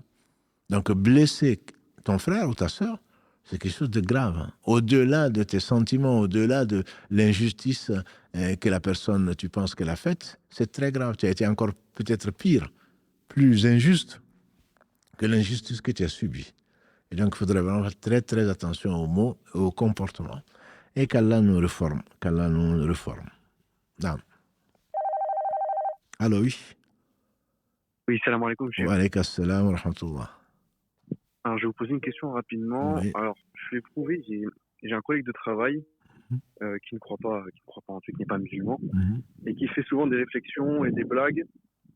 C'est pas qu'elles me déplaisent, mais ça me passe au-dessus. D'accord? Oui. Et en fait, tout allait bien jusqu'à récemment où il m'a fait une réflexion sur le prophète sallallahu alayhi wa sallam qui m'a mis en colère intérieurement. Donc, je suis rentré chez moi et puis je me suis senti mal et puis je suis passé à autre chose. Et là, récemment, le directeur de là où je travaille, il m'a demandé de faire un témoignage sur cette personne-là, un document qui s'appelle le CERFA, parce qu'ils veulent faire une procédure disciplinaire, parce qu'il a fait du mal, on va dire, sous le trait de l'humour, à d'autres personnes comme moi aussi qui s'en sont plaints. Et moi, je voulais savoir quelle était la meilleure chose à faire. Est-ce qu'il fallait que je témoigne? Qu'est-ce que je dois faire, Chir? Dans l'islam, le témoignage est une obligation. Le témoignage est une obligation, mais le témoignage par rapport à une réalité et pas par rapport à tes sentiments. Tu peux ne pas aimer quelqu'un, tu peux même détester quelqu'un, comme on l'a vu, on l'a bien dit dans le verset 2 et 8. Allah subhanahu wa ta'ala, donc dans la sourate 6, nous interdit d'être injuste, même contre nous-mêmes. Donc ce qu'il a fait, c'est inacceptable. C'est inacceptable, mais néanmoins, oui, il y a un petit problème dans ton moyen de communication. C'est peut-être ton micro. Est-ce que tu peux... Ah, pardon. Voilà, très bien. bien. En haut-parleur ici. Alhamdulillah. Donc, je disais que Allah, dans la sourate 6, verset 2 et verset 8, nous interdit d'être injustes et il nous ordonne d'être justes, même contre nous-mêmes. Donc, ton témoignage, tu peux le faire par rapport à son travail, par rapport à son attitude, mais pas forcément par rapport à ce que toi tu ressens. Il t'a blessé, il nous a blessés avec ce que tu nous dis. Donc, il peut être quelqu'un d'invivable, mais tu ne dois pas faire un faux témoignage ou plutôt déverser ton venin, entre guillemets, tout ce que tu as en toi et qui pourrait lui nuire, même ça pourrait lui nuire parce que tu te réjouis probablement qu'il ne fait que payer ce qu'il a, son mauvais comportement, notamment vis-à-vis de toi et vis-à-vis d'autres. Tu peux témoigner, si on demande de témoigner, tu dois témoigner, tu n'as pas le choix. Tu n'as pas le choix, mais sache que tu dois témoigner que sur ce que tu sais, et c'est ce qui s'est rajouté, et c'est ce qui plutôt s'est fait, et tu ne rajoutes pas un seul mot. Voilà, ça c'est vraiment très très important. Factuel. Voilà, exactement. Il faut vraiment que ce soit factuel sur des faits, et sur des faits en rapport, entre guillemets, avec ce qu'on lui reproche. Voilà. Avec ce qu'on lui reproche. C'est une obligation. Là, c'est une obligation. Hein. Même si c'était contre ta propre personne, tu devrais le reconnaître. Hein. D'accord. Mais je vais témoigner du coup. Barakallahu fik. Allah vous préserve. Oui, Amin. Toi aussi. Merci Karim aussi. Jazakallah khairan. Alayka assalam. Les waswas, on a souvent traité, mais on ne traite jamais assez les waswas, c'est donc les insufflations sataniques, et pour lesquelles Allah subhanahu wa ta'ala, dans la sourate 112, et que le prophète sallallahu alayhi wa sallam nous conseille de lire après chaque prière, et 3 fois après le Asr, 3 fois après le Fajr, et quand on est au lit également, donc c'est Qul a'udhu birabbin nas min sharri malikin nas ilahin nas min sharri al-waswasi al-khannas. Waswas sont des insufflations donc sataniques, donc d'où la demande de protection à celui qui possède tout et qui maîtrise tout, donc qui contrôle tout, qui est Allah subhanahu wa ta'ala. Les waswas, donc le frère écrit, je pense que c'est un frère, il a beaucoup de waswas et il peut passer 1 heure avant de faire la prière, il peut passer 30 minutes pour faire les ablutions. Il a beaucoup de problèmes. Beaucoup de problèmes et bon, bien sûr, ça le stresse et il le vit très mal. C'est qu'on peut très bien comprendre. Et il y a une sœur, alhamdoulilah, aux États-Unis ou au Canada qui disait que passer 1h30 avant la prière, elle commence à stresser à cause du waswas. Peut-être qu'elle ne va pas y arriver, peut-être qu'elle va faire ceci. Et donc celui-là refait les ablutions 3 fois, 4 fois parfois. La prière, n'en parlons pas. Donc c'est une grosse épreuve. Et il faut demander à Allah subhanahu wa ta'ala de nous protéger, de nous aider. Toi qui ne l'as pas, tu ne peux pas le comprendre. Tu ne peux même pas l'imaginer en réalité ce que c'est. Ça doit être terrible. Qu'Allah soit loué, d'éprouver qui il veut, il l'a donné à chacun. Donc ces épreuves qu'il peut supporter. Et donc moi, on conseille, comme le frère même l'a dit, on conseille toujours de les ignorer. Mais c'est facile à dire. C'est facile à dire. Simplement, je ne connais pas d'autre solution. Et il faut ne pas refaire les ablutions quand il y a un doute. Autant pour nous autres, qu'Allah n'a pas éprouvé par ça, on peut refaire parce qu'on pense qu'il y a toutes les chances pour qu'on n'ait pas essuyé la tête, il y a toutes les chances pour qu'on ait oublié les oreilles, ou je ne sais quoi d'autre. Pour celui qui, à chaque geste, à chaque ablution, à chaque prière se dit « je suis dans la deuxième ou dans la troisième », les savants disent « tu dis je suis dans la troisième ». Et à chaque fois, est-ce que j'ai lavé la main ou le bras ou pas? Je me dis, je vais laver les bras. Je ne connais vraiment pas. Enfin, les savants ont réfléchi avant nous et ils ont plus de science, plus de piété et ils n'ont pas trouvé mieux. Donc, je ne pense pas qu'on va réinventer la roue. Il faut simplement suivre leurs conseils et demander à Allah surtout de vous protéger, de nous protéger contre les conséquences donc, de ces insufflations sataniques. Alors, salam alaikum. Allô. Salam. Alaikum salam. Oui, assalamu alaikum. Alaikum salam. Premièrement, j'aimerais vous remercier pour tout ce que vous faites pour nous aider à apprendre notre religion. Alhamdulillah. Franchement, je vous suis depuis Marseille et ça fait vraiment plaisir. Donc, moi, ma question est concernant les ablutions parce qu'on nous a appris beaucoup de choses. Ouais. Et concernant mon épouse, par exemple, si je fais des ablutions et par accident, je touche sa peau. Ouais. Ce que nous a appris, nous, c'est que si c'est l'ongle qui lui touche, dans ce cas, j'ai toujours mes ablutions. D'accord. Mais si c'est une partie de la peau qui lui touche à part l'ongle, là, j'ai perdu mes ablutions. D'accord. Donc, parfois, ça m'arrive et je refais les ablutions. Ouais. Du coup, j'aimerais savoir qu'est-ce qui est dit par rapport à ça.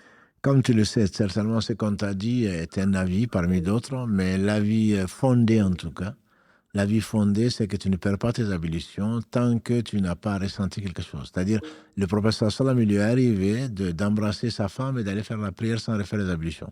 Quand on dit embrasser, bien sûr, n'imaginons pas ce qu'on peut imaginer, pas du tout. Ça peut être juste une bise, ça peut être autre chose. Donner sa main à sa femme ou lui faire un bisou, à ma connaissance, l'avis le plus pertinent, j'ai dit, parce qu'il est basé sur un hadith. Après, ceux qui suivent des écoles, etc., je respecte absolument. Dans l'école shafiïte, par exemple, ils disent que toucher, c'est toucher.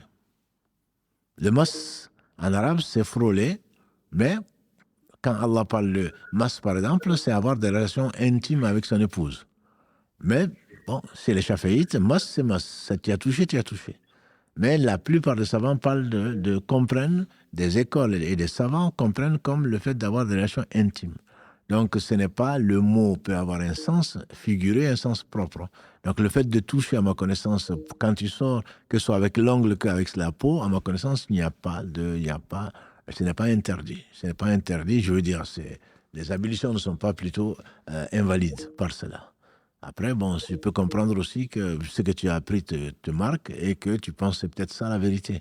Mais mieux vaut ne pas s'imposer ce qu'Allah ne nous a pas imposé. À ma connaissance, l'avis le plus pertinent, je ne dis pas que l'avis que tu dis n'existe pas, il existe pour toi et pour d'autres, mais l'avis le plus pertinent, c'est que tant qu'il n'y a pas, je ne dis pas d'intention, c'est même pas une question d'intention. Si tu touches à quelque chose et que ça t'amène à produire des liquides prostatiques ou je ne sais quoi d'autre, que ça te rappelle à une certaine volupté ou que ça t'amène des souvenirs ou je ne sais quoi d'autre, là, il te faut refaire les ablutions. Même s'il y a sorti de rien, parce que bon, ben, tu as perdu les ablutions tout simplement. Mais si c'est juste tu l'as touché, exprès ou pas d'ailleurs, à ma connaissance, il n'y a pas obligation de refaire les ablutions. D'accord. Et qu'Allah te fasse, Allah est magnifique. Ouais, c'était vraiment un frère. Parfois, on fait des ablutions et direct, et chez toi, il rentre avec le waswad. Ah, c'est sûr, c'est sûr. Ouais. Donc, merci beaucoup. Allah yarfik, mon frère. Allah yarfik. Salam alaikum. Alors, il y a un frère qui demande comment investir autre que l'or et l'argent pour sa retraite, sans riba. Je dirais, mon frère, Allah subhanahu wa ta'ala dit dans le noble Coran qu'il a interdit la riba, il a permis le commerce. C'est-à-dire que toute chose, il n'y a pas que l'or et l'argent. Tu dois étudier tes projets. Et tu dois investir là où tu penses. L'investir ne veut pas forcément dire à la bourse. Tu peux créer une entreprise, tu peux t'associer à quelqu'un dans un commerce, etc., etc. Mais il te faut prendre un risque. Dans l'islam, il faut prendre le risque. S'il n'y a pas le risque, tu es sûr que tu vas toujours gagner. C'est pour cela qu'Allah a interdit le riba. Voilà, tu es là, tu vides, tu suces le sang des autres, tu es assis et toi, tu gagnes toujours. Partout où tu n'as pas de risque, c'est interdit dans l'islam. C'est considéré comme riba. Et donc, tu peux investir dans ce que tu veux et tu acceptes de perdre comme tu acceptes de, bien entendu, tu serais heureux d'avoir des bénéfices. Donc, quand tu n'as pas de risque, il n'y a pas donc de commerce. Par conséquent, je t'invite à là où tu veux, là où tu vis, avec les opportunités qu'Allah t'offre, de réfléchir, de discuter, de demander conseil et d'investir. Il se peut que tu gagnes beaucoup plus, comme il se peut que tu perdes tout, mais ce sera ton honneur, parce que c'est les investisseurs dont tu as besoin, ce monde, et en particulier chez les musulmans. Donc il faut investir l'énergie, il faut investir l'argent là où on pense être du bien sûr, quand c'est quelque chose qui est halal, quand c'est quelque chose que Allah a permis, subhanahu wa ta'ala. Naam. Alors, salam alaikum, anxieuse et peur de la maladie tout le temps, que faire au quotidien? Il faut revenir à Allah, subhanahu wa ta'ala, et savoir que la maladie, Allah ne fait que le meilleur. La maladie, tu ne peux pas l'éviter, comme tu peux éviter autre chose. Si tu connais ton background génétique, si tu connais que tu es fragile à ceci et cela, tu prends des précautions, mais pas plus, pour ne pas devenir un schizophrène, voilà, ou parano.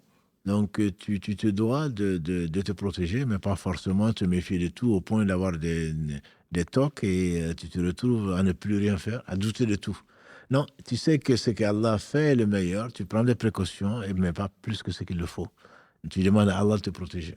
Si tu fais confiance à Allah, très certainement il va te protéger. Et ne pense pas que tu pourras éviter une maladie qui t'est destinée, mais ça ne veut pas dire qu'il faut ne pas prendre des précautions. Donc ça, c'est toute la beauté de la science. C'est-à-dire que le tawakkul, le fait de mettre sa confiance en Allah, ne veut pas dire qu'on ne fait rien.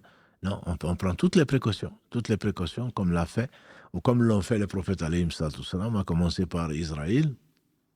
On prend toutes les précautions, et néanmoins, c'est bien qu'il craignait pour son fils Jacob craignait pour son fils Joseph, et quand même, ses frères l'ont amené, ils l'ont jeté dans le puits, etc., etc. Donc, il faut toujours prendre les précautions. Le prophète sallallahu alayhi wa sallam lui-même s'est caché, comme on le sait, dans une grotte. Et malgré cela, donc les polythéistes qui le recherchaient sont arrivés au bord de la grotte, mais Allah l'en a protégé. Mais il faut vraiment prendre toutes les précautions, sachant que rien ne peut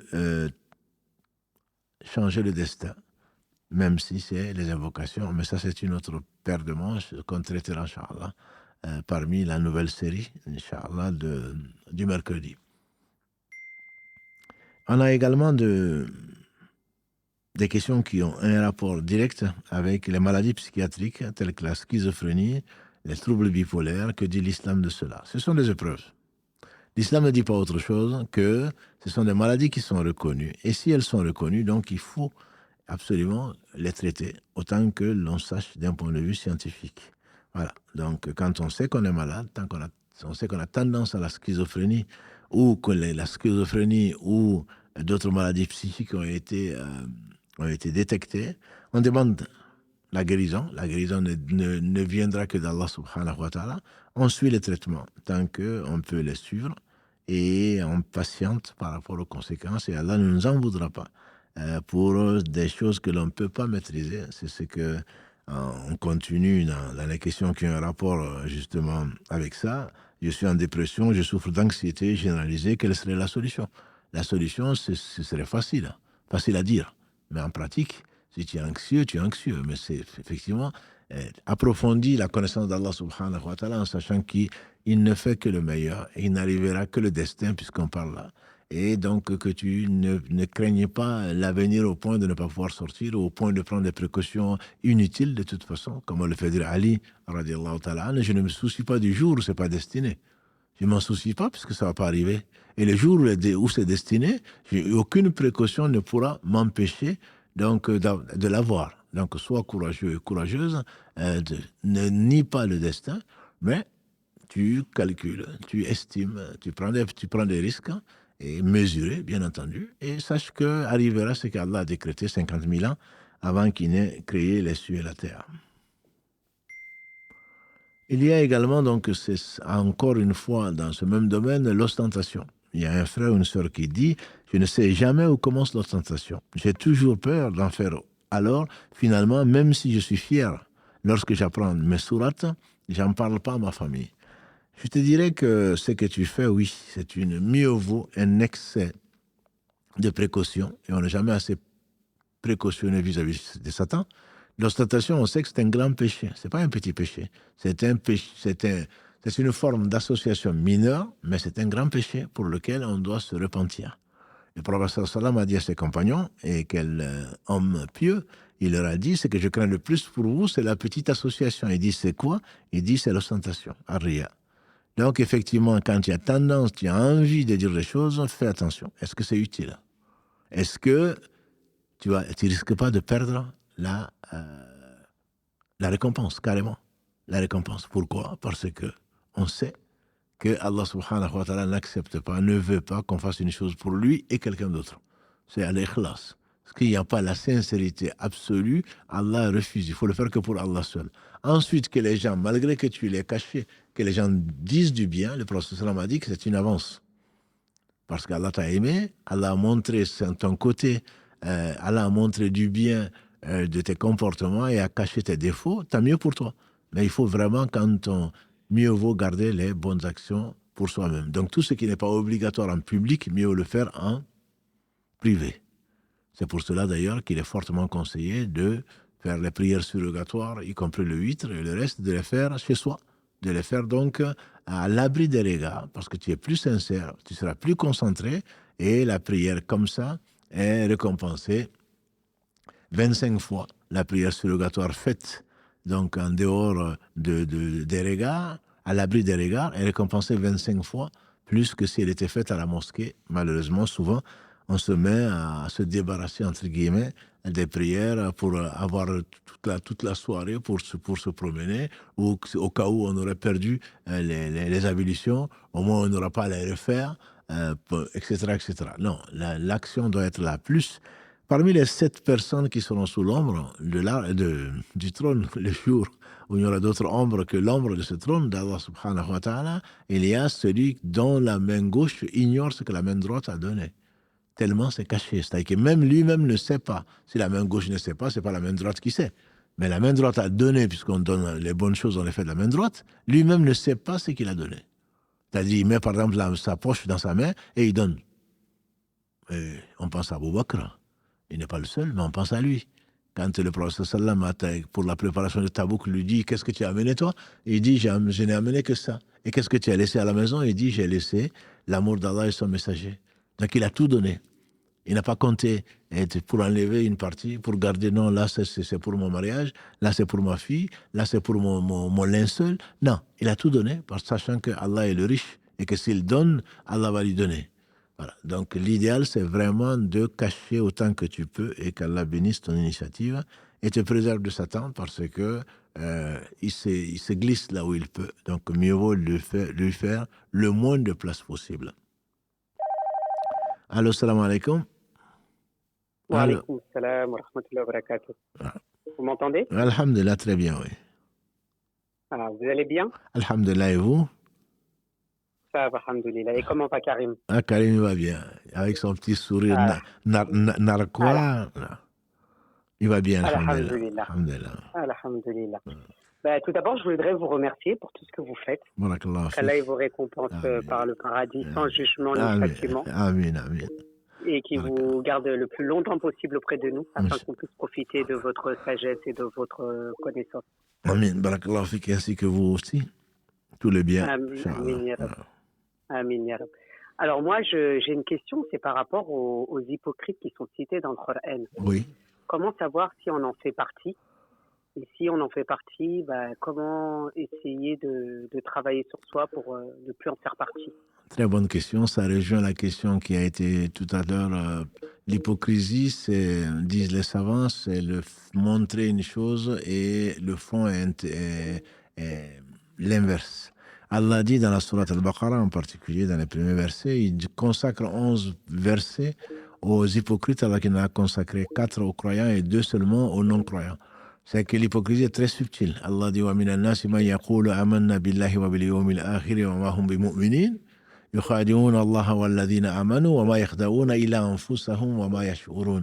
Et donc, ils cachent aux gens ce qu'ils ont au fond du cœur et ils pensent tromper Allah, ils pensent tromper les gens. Alors, en fait, ils ne savent pas.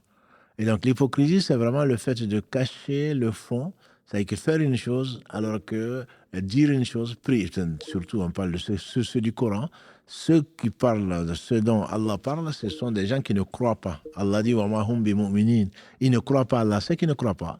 Ils viennent prier, ils viennent pour autre raison, pour qu'on puisse les enterrer après, pour épouser une femme, pour je ne sais quoi d'autre, pour faire croire aux gens, alors qu'eux-mêmes, à leur fond intérieur, ils savent qu'ils ne sont pas croyants. Et donc, on fait dire à Al-Hassan al-Basri, qu'à la différence de miséricorde, ne craint l'hypocrisie que le vrai croyant.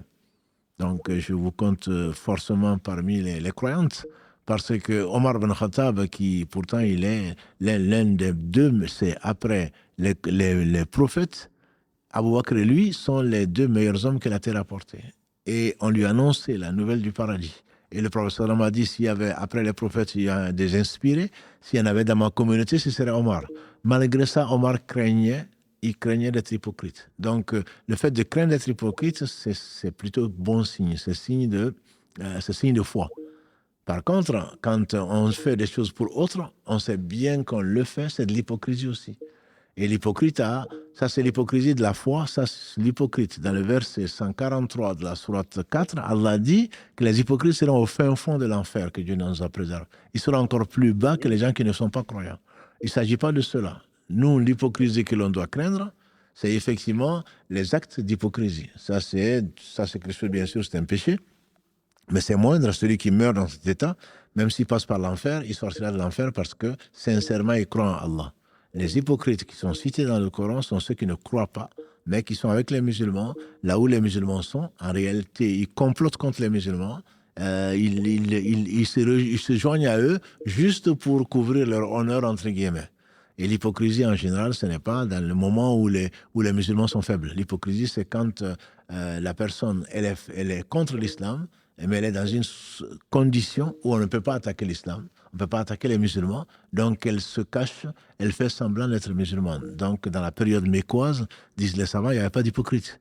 Parce que si tu disais que tu étais musulman, tu étais persécuté jusqu'à la mort. Alors qu'à Médine, c'est là où sont apparus les musulmans, les hypocrites plutôt, parce qu'ils ont caché, ils ne pouvaient rien, ils ne pouvaient pas manifester ostensiblement donc leur hypocrisie. Donc du coup, ils se cachaient et faisaient des coups contre l'islam. Et Allah a dévoilé ça à son prophète sallallahu alayhi wa sallam. Donc quant à nous, ce que l'on doit craindre, et ce que craignait certainement Omar, le prophète sallallahu alayhi wa sallam, Abu Huraira, il rapporte que le prophète sallallahu alayhi wa sallam a dit, l'hypocrite se voit à 3 choses. Quand il parle, il ment. إذا حدث كذب إذا وعد أخلف وإذا تؤمن خان. Et donc, quand il parle, il ment. Quand il promet, il ne tient pas sa promesse. Et quand on lui confie quelque chose, il trahit. Donc, si on a l'une de ces 3 choses, on doit craindre pour soi-même. Le mensonge n'a pas on a dit, comme l'a dit le prophète sallallahu, on ne peut mentir que dans 3 cas. On a vu un cas entre l'homme et la femme, parce que c'est utile, on n'a pas le choix. Quand on te demande, ton mari te demande est-ce que tu l'aimes, j'espère que tu lui diras oui. Tu l'aimes au moins pour sa foi. Mais tu ne vas pas lui dire non, je t'aime plus. Parce que ce serait très grave. On n'est pas obligé de le faire. Et également, donc, cette hypocrisie se voit quand la personne ne tient pas sa promesse. Elle a beau jurer. Non, quand je le disais, j'étais sincère. Mais ce n'est pas vrai. La promesse, le prophète sallam disait à Anas, il disait, ما خطبنا رسول الله صلى الله عليه وسلم إلا قال لا إيمانا لمن لا أمانة له ولا دينا لمن لا عهد له. Il dit que le prophète ne finissait pas un discours ou ne commençait pas un discours sans dire il n'a pas de foi celui qui ne respecte pas ses défauts. Et il n'a pas de religion celui donc qui trahit, qui ne tient pas ses promesses. Par conséquent, c'est quelque chose de très grave, même si pour nous, mais c'est pas grave, j'ai menti, je mens parfois, mais c'est pas grave. Non, le mensonge est grave, le fait de tenir ses promesses, c'est quelque chose d'important, etc., etc. Donc, c'est plutôt, on peut dire, le comportement hypocrite. Mais si c'est vraiment dans le cœur, là, la personne le sait, elle sait qu'elle ne croit pas. elle sait qu'elle ne croit pas et qu'Allah nous préserve de l'hypocrisie sous toutes ses formes, notamment sur celle-là. C'est la plus grande, la pire des formes d'hypocrisie. La personne ne sortira pas de l'enfer. On l'appelle musulmane parce qu'elle atteste, on l'appelle musulmane parce qu'elle prie avec les musulmans, et le prophète sallam dit par exemple les prières les plus difficiles aux hypocrites sont celles du matin et du soir. Pourquoi? Parce que le matin, quand on vient au Fajr, les gens ne se connaissaient pas, il n'y avait pas de lumière, entre guillemets, les gens ne se reconnaissaient pas. C'était la nuit noire encore quand ils venaient à la mosquée, donc ils peuvent passer inaperçus. Et le soir, parce que c'était l'Isha, il n'y avait pas d'électricité, donc les gens ne se connaissaient pas, et donc pour cela, comme ils vont pour les gens, ils n'allaient pas à la mosquée. C'était les deux prières les plus difficiles pour les hypocrites, donc là c'est vraiment le fin fond, et l'hypocrite ne peut pas s'ignorer. Quant à ceux qui pensent qu'ils sont hypocrites, ceux qui sont croyants, on espère en tout cas pour nous tous, celui qui ne craint pas l'hypocrisie, c'est que sa croyance est avec un grand point d'interrogation. Donc c'est inquiétant pour la personne, c'est normal, mais c'est rassurant également de savoir que si on se pose la question si on est hypocrite ou pas, c'est que, alhamdulillah, on ne l'est pas. Et qu'Allah nous préserve de l'hypocrisie. Amin, ya Rabbi. Amin. Qu'Allah vous récompense pour votre conseil. Amin, barakallahu fik. Qu'Allah vous récompense, qui vous préserve. Amin. Et encore une fois, qui vous accorde le paradis sans jugement. Amin, amin, amin. Qu'Allah t'entende, barakallahu fik, ma sœur. Amin. Prenez soin de vous et à très bientôt. Barakallahu fik. Salam à Karim. Inch'Allah, alayki salam wa rahmatullah. Karim vous salue également. Ah, ça fait plaisir. À très vite, Inch'Allah. Barakallahu fik. Salam alaikum. Alayki salam wa rahmatullah. Ma question est que j'aimerais savoir si je suis hypocrite. Voilà, donc sans transition, ou hypocrite ou que je n'ai pas beaucoup de foi ou confiance en Allah. Parce que souvent, il m'arrive de stresser ou de m'inquiéter quand un membre de ma famille fait des choses qui m'affectent. Ça peut être émotionnellement ou financièrement, et on m'a dit que mon islam est à revoir parce que je n'ai pas la confiance qu'Allah va arranger les choses et que je devais ne pas m'inquiéter. Bon, c'est facile à dire. Tu as raison de t'inquiéter, effectivement. C'est que c'est Satan qui t'amène à douter, donc que ça va arriver, ça, ceci. Donc, comme l'a dit le prophète sallam, Satan ne va pas cesser de nous poser des questions.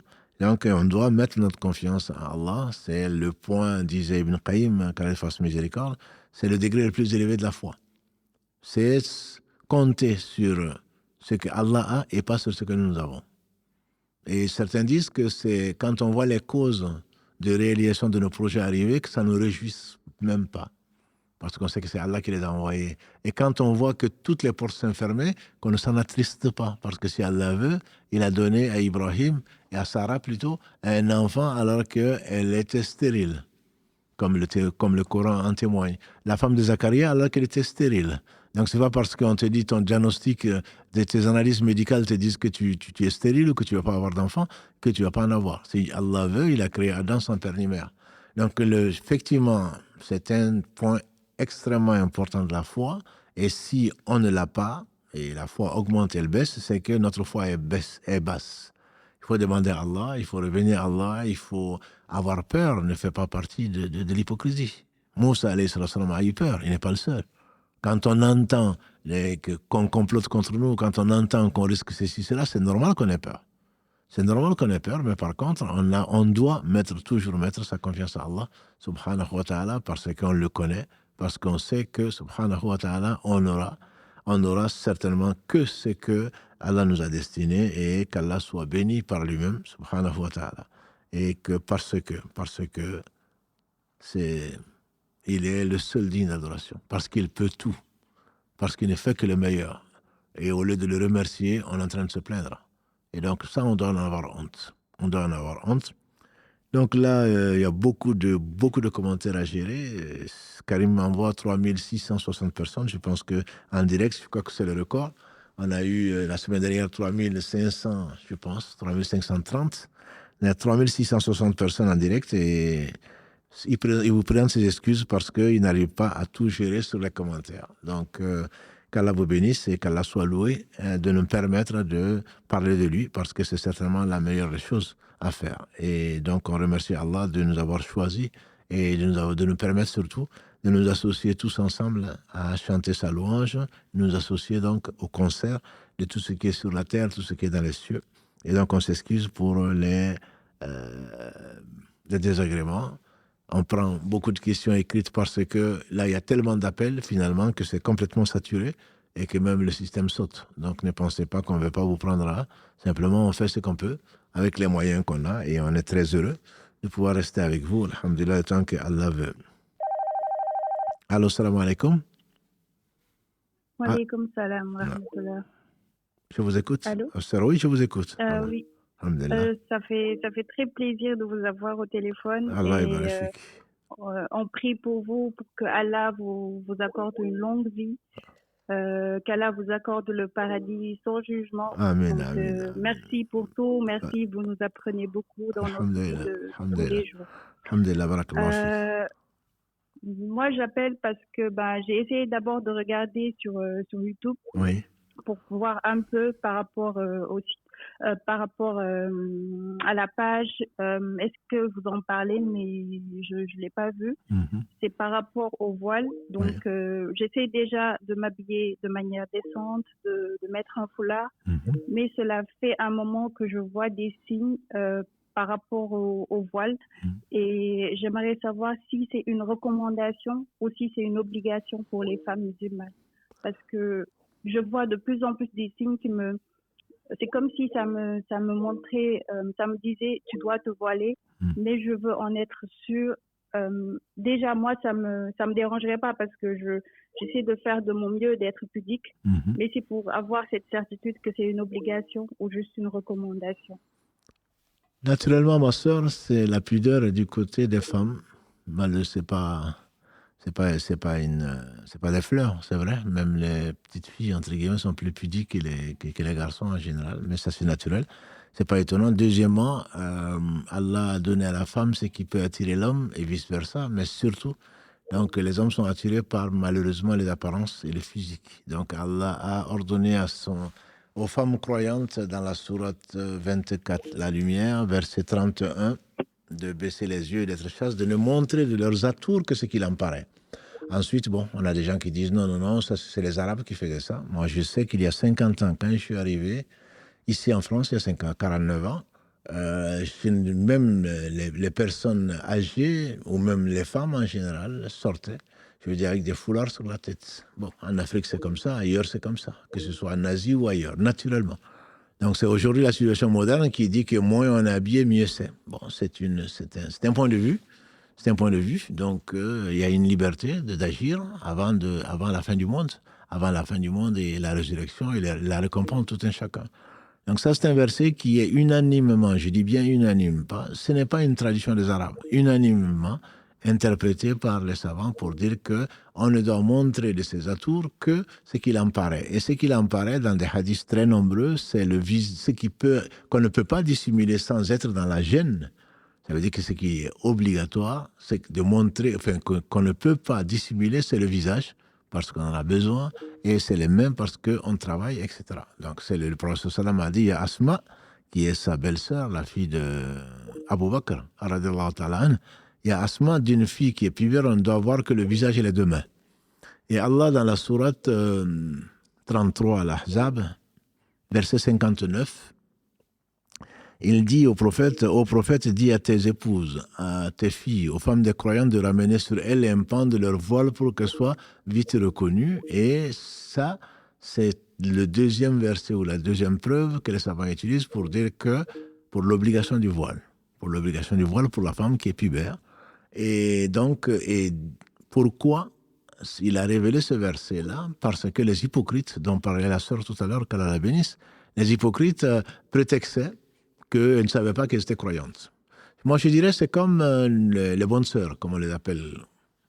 Aujourd'hui, elles sont moins couvertes qu'avant, mais les bonnes sœurs, avant, portaient, on les reconnaît. Quand on va dans les églises ou ailleurs, on va voir ce qu'on représente comme Marie ou comme les bonnes sœurs, la tête couverte et tout le reste couvert. C'était comme ça avant. Donc aujourd'hui, ce n'est pas le cas. Disons, elles mettent un fichu sur la tête, mais elles portent des jupes, mais ce n'était pas comme ça. Il y a seulement 10 ans, il y a seulement 20 ans. Voilà. Donc c'est quelque chose qui existe dans toutes les sociétés et qui a existé dans toutes les religions d'origine céleste. Voilà. Donc les bonnes sœurs se couvrent, elles disent qu'elles ne veulent pas se marier, qu'elles ont consacré leur vie à Allah subhanahu wa ta'ala, Et ceci les amène donc à ne pas découvrir, à ne pas montrer leur charme aux autres. Je reviens donc au verset 59 de la sourate 33. Allah dit au prophète, que Dieu le bénisse, donc de dire à ses épouses, à ses filles, aux femmes des croyantes de se couvrir, entre guillemets, de ramener sur elles un grand voile, afin qu'elles soient plus vite reconnues et qu'elles ne soient pas agressées. Qu'elles ne soient pas agressées. Et il menace les hypocrites, qui donc, sous le prétexte que ce sont des femmes et qu'on ne voit pas, qu'on ne reconnaît pas plutôt, parmi les autres femmes, il leur dit, les hypocrites, s'ils n'arrêtent pas d'agresser les femmes, les croyantes, donc il va les faire sortir de Médine, etc. Pourquoi ? Parce que quand on se couvre, quand on ne montre que le visage et les deux mains, on ne sait pas, c'est pas un orgueil, c'est pas pour dire moi je suis belle, je ne veux pas qu'on me voie. Non, c'est juste pour dire que moi j'aime Allah, je me réserver donc aux personnes de ma famille, je n'aimerais pas exposer mes atours et je ne les exposerai que aux besoins à mon mari, par exemple. Voilà. Et donc, quand je suis sur moi, je suis à l'aise, je me maquille, je fais tout ce que je veux à l'aise, mais dehors, je ne veux pas être quelque chose qui va perturber les hommes. Pas parce qu'on se prend pour ce qu'on n'est pas. Allah a créé la femme de la meilleure façon, comme il a créé l'homme de la meilleure façon. Celui qui sait, c'est qui traverse. Allah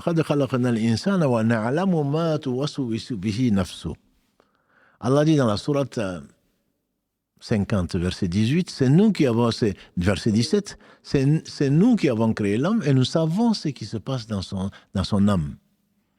Voilà. Et on est plus proche de lui que sa veine jugulaire. On est plus proche de l'homme que sa veine jugulaire. On ne peut pas être plus proche. Et donc, vous savez, quand on croit à Allah, on sait qu'Allah sait tout. S'il recommande une chose, ce n'est pas parce qu'il en a besoin. C'est pour notre bien.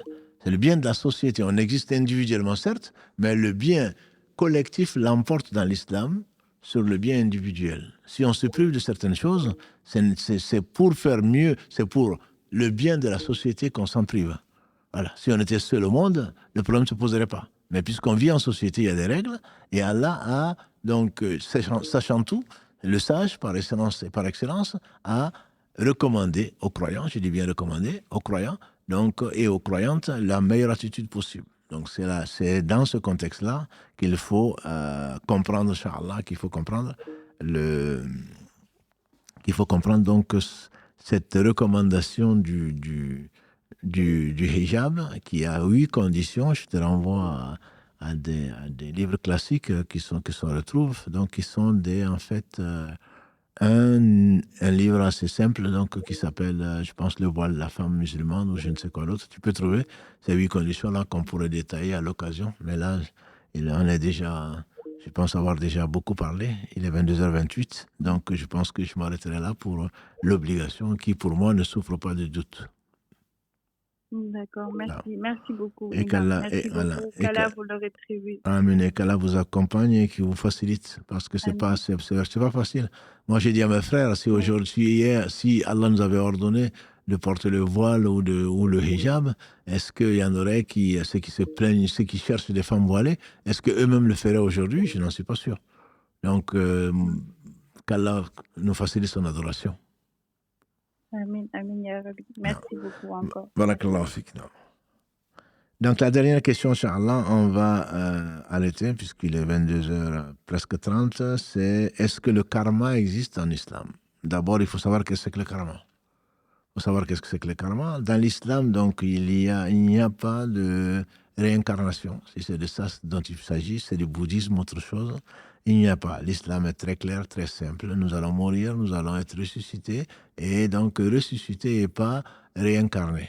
Donc, le karma, si c'est dans ce sens-là, c'est quelque chose donc qui n'est pas quelque chose qui n'est pas dans l'islam. Et c'est la définition que si c'est le retour de flamme, ça n'existe pas non plus dans l'islam. Ça n'existe pas. Le karma, ce sont des choses qui ne concernent pas donc les musulmans. L'islam a défini clairement la vie comme elle est. Allah crée. Ensuite, nous vivons. Ensuite, nous mourrons. Ensuite, nous reviendrons comme il a voulu, subhanahu wa ta'ala, là où il a voulu, quand il voudra. Et il va récompenser ceux à qui il a fait miséricorde par la foi et par la sincérité et le suivi de Mohammed sallallahu alayhi wa sallam, il va les récompenser par le meilleur. Et ceux qui ont désobéi tout en sachant et tout en regrettant, il se peut qu'il leur fasse miséricorde. Et sinon, ceux qui ont été injustes, en tout cas, le paieront. Walillahi alhamd, heureusement. Parce qu'on voit tellement d'injustice dans ce monde qu'il y a de quoi se poser la question. Il y a de quoi se poser la question. Si on n'était pas croyant, qu'est-ce qu'on ferait?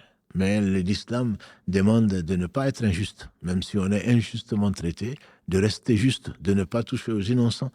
Tout ce que l'on peut faire, c'est invoquer Allah subhanahu wa ta'ala, de rétablir la paix et de ramener l'homme égaré vers lui et de ramener l'injuste à corriger son injustice. Sinon, un jour viendra où, très certainement, il va regretter ce qu'il a raté et il va regretter de s'être pris pour ce qu'il n'est pas. Et Allah a interdit l'injustice sous toutes ses formes, de la plus petite jusqu'à la plus grande, et qu'Allah subhanahu wa ta'ala nous préserve contre les conséquences de nos péchés. Donc on va s'arrêter là aujourd'hui avec, en vous présentant à nouveau donc, nos excuses par rapport à la gestion. Si vous avez été un peu frustré de ne pas pouvoir poser vos questions, il reste encore beaucoup de questions auxquelles on n'a pas pu répondre, mais on a essayé, alhamdoulilah, de faire ce qu'Allah nous a permis. Donc notre prochain rendez-vous, ce sera pour mercredi avec un nouveau thème dans la médecine des cœurs que je vous laisse deviner. Non. Pardon?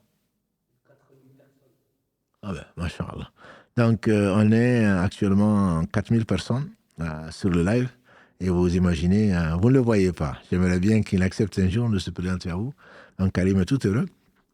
Et qu'Allah le bénisse, le récompense pour tout le bien qu'il fait, ainsi que vous tous. Et qu'Allah subhanahu wa ta'ala vous aime. Et quand Allah aime, il nous fait aimer les gens qu'il aime. Et qu'Allah subhanahu wa ta'ala, nous aimons pour Allah. Et qu'Allah subhanahu wa ta'ala vous aime. Et nous fasse également aimer, pas de l'amour platonique, nous fasse aimer les œuvres qui conduisent à l'amour d'Allah subhanahu wa ta'ala. Ce sont les trois choses qui vont de pair, comme Allah l'a inspiré au meilleur des hommes, celui qui l'a rapproché le plus, je nomme Mohammed sallallahu alayhi wa sallam, qu'Allah le bénisse. Qu'Allah le bénisse, qu'Allah le bénisse et nous permette de boire donc, de son bassin et nous permettre de nous rassembler donc, dans son vaste paradis, plus vaste donc, que les cieux et la terre, et qu'Allah subhanahu wa ta'ala nous fasse l'honneur donc, de vivre cette belle religion et de mourir en tant que musulmans et de nous ressusciter également avec les gens qui sont pieux. Allahumma salli wa sallim wa barik ala nabiyyina Muhammad wa ala alihi wa sahbihi ajma'in. Subhanaka Allahumma wa bihamdika ashhadu an la ilaha illa anta astaghfiruka wa atubu ilayk. Subhana rabbika rabbil izzati amma yasifun wa salamun ala al-mursalin walhamdulillahi rabbil alamin. Wassalamu alaykum wa rahmatullahi wa barakatuh.